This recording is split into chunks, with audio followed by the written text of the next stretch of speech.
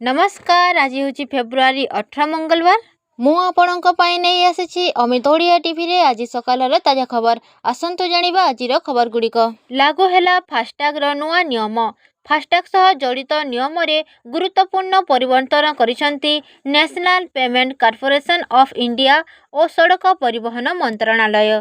Toll payment को सुव्यवस्थित बा सुधारिबा करबा को नियम रे एभली परिवर्तन करा जायथिबा कहा जाउची। खबर अनुजाई नियम उल्लंघन कले देवाकू पड़िपारे मोटा अंकर जरिमाना। परवर्ती खबर। लोकंक सरकारर द्वितीय बजेट उपस्थापन करुछंती मुख्यमंत्री मोहन माझी। मुख्यमंत्री कहिसेंती जे आलू पाई आमे कहा उपरे निर्भर करबाकू चाहुनाहु एवं 2,90,000 कोटीर बजेट उपस्थापन करिसेंती। सरकारंक पक्षरु चाषींकू आलू बिहन जोगाई दिया जाउची। परवर्ती खबर। विधानसभा रे बजेट उपस्थापन करी मुख्यमंत्री मोहन चरण माझी पीएम आवास योजना को नहीं बड़ घोषणा करिसेंती। छात घर प्रत्येक परिवारर आवश्यक एवं अधिकार अटे बोली मुख्यमंत्री कहिसेंती। आउ मध्य कहिसेंती जे ग्रामांचलर समस्त योग्य परिवार को पक्का घर जोगाई देबाकू आम सरकार प्रतिश्रुतिबद्ध। प्रधानमंत्री आवास योजना ग्रामीण अधीन 5 लाख घर निर्माण पाई 4,500 कोटी टंका आवंटन करने मुख्यमंत्री प्रस्ताव देइछंती। एहा सहित दुर्बल जनजाति गोष्ठीर उन्नति पाई पीएम जनमन अधीन 200 कोटी टंका आवंटन करने को मध्य प्रस्ताव रही। परवर्ती खबर। दिल्ली दलाचकटा परे एबे रेलवे स्टेशन पाई किछि नुआ योजना आनिबाकू जाउछंती केंद्र सरकार।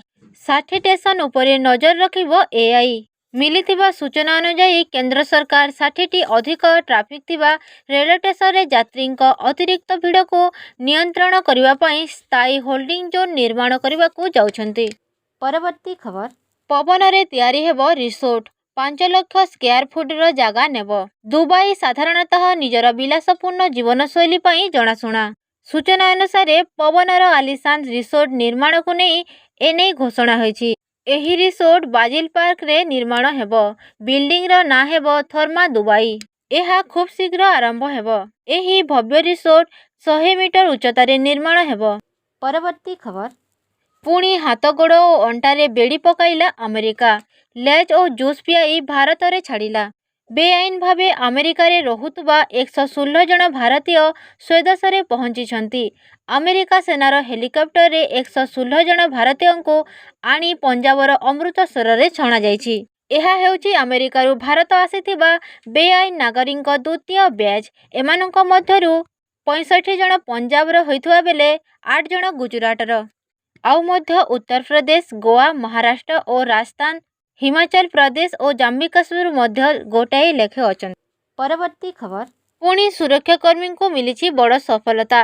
बीएसएफ जवानों कम्बी ऑपरेशन बेले जंगल भितर माओ डंफ ठाब होइछि। सूचना अनुसार पड़िया थाना अंतर्गत सिलाकोटा जंगल भितर बीएसएफ द्वितीय बाटालियन जवानों कुंभी बेले विपुल परिमाणर विस्फोरक माओ सामग्री जबत सहित सेथिरे pressure cooker ID, electronic detonator, mobile phone और 3टी एसबीएमएल बंदूक जबत होइछि।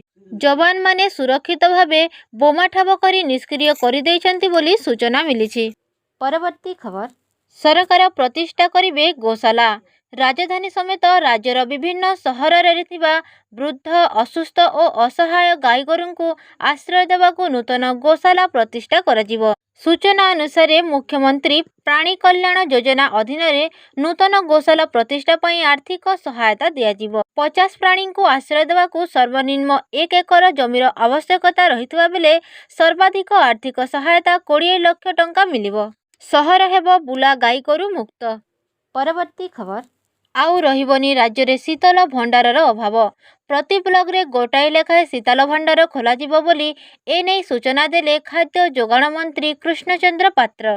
मंत्री कहिसेंती जे अतिरिक्त उत्पाद को स्टोर करी रखिबा पई शीतल भंडार खोलिबु एवं जेउठी मंडी व्यवस्था नाही सेठी मंडी व्यवस्था आरंभ हेबो।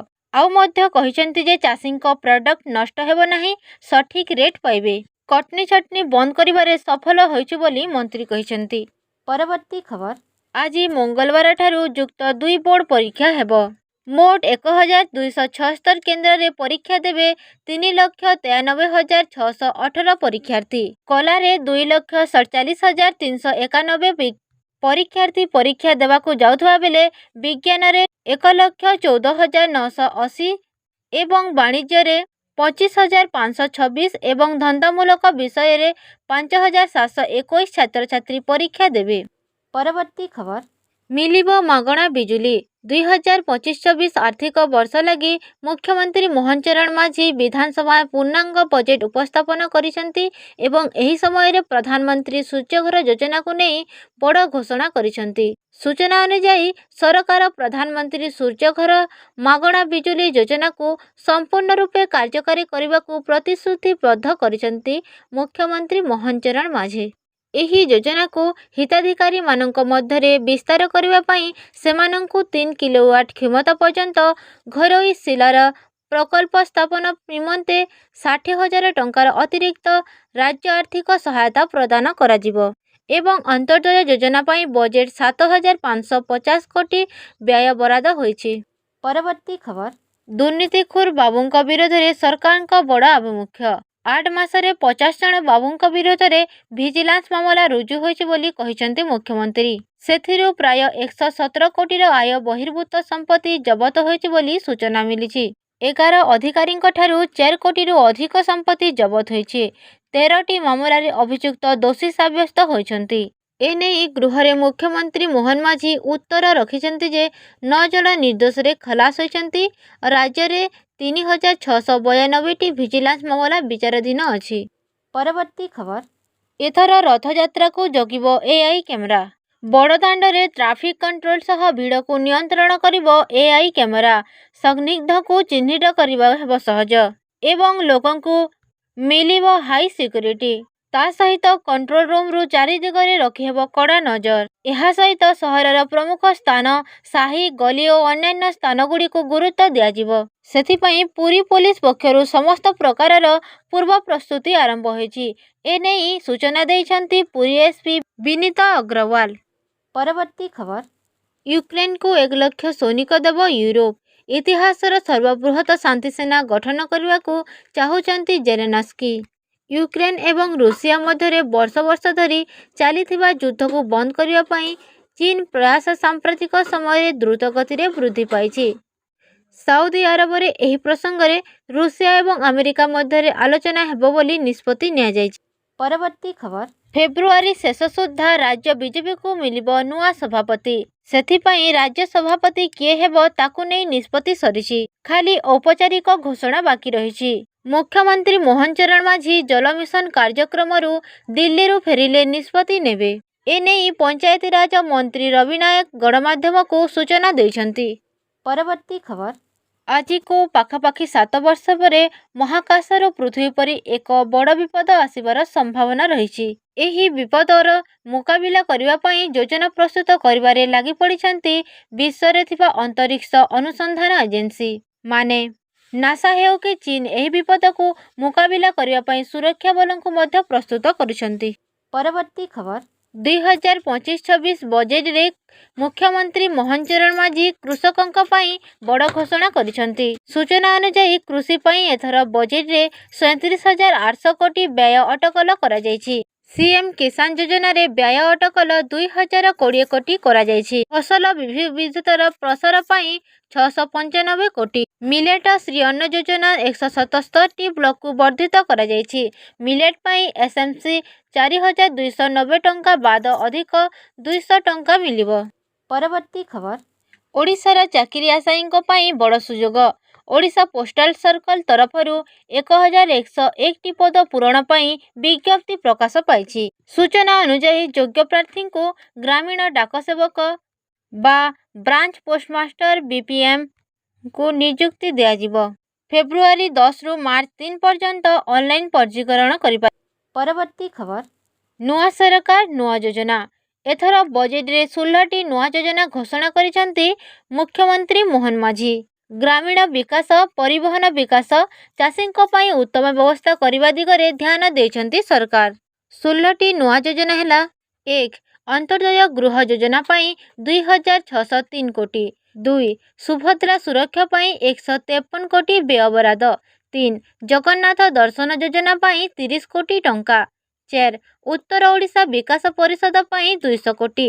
5. ଦକ୍ଷିଣ ଓଡ଼ିଶା ବିକାଶ ପରିଷଦ ପାଇଁ 200 କୋଟି। 6. ଓଡ଼ିଶା ପୁଷ୍ଟି ମିଶନ ପାଇଁ 100 କୋଟି। 7. ବକୁଲ ବନ ଉନ୍ନୟନ ଯୋଜନା ପାଇଁ 50 କୋଟି ଟଙ୍କା। 8. ଆମ ଶିମିଳିପାଳ ଯୋଜନା ପାଇଁ 50 କୋଟି। 9. ଆଦର୍ଶ ମଣ୍ଡି ବ୍ୟବସ୍ଥା ପାଇଁ 50 କୋଟି।